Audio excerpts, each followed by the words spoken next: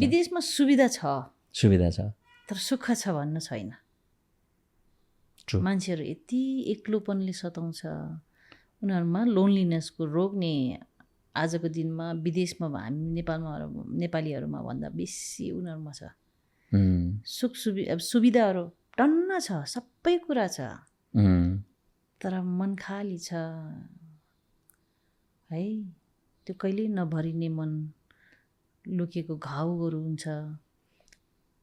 एक्लोपनले बेसी सताइराखेको रोगै एक्लोपन जस्तो लाग्छ मलाई विदेशतिर नि। नेपालमा त अब गरिबीले हो, भौतिक गरिबी भनौँ न, मानसिक गरिबी खासै त्यति म भन्दिनँ। तपाईँ हामी हेर्नुहोस् न, अब हो सुविधाको हिसाबले त हामी अमेरिका हेर्दा या युरोप हेर्दा धेरै ठिक नभए जस्तो लाग्ला, तर हामी त बाटोमा यसो हिँड्यो मुसुक्क हाँस्नमा पनि हिसाब किताब लाउनु पर्दैन, मुसुक्क हाँसिहाल्छौँ, सानोतिनो कुरामा कस्तो खुसी भइहाल्छौँ हो।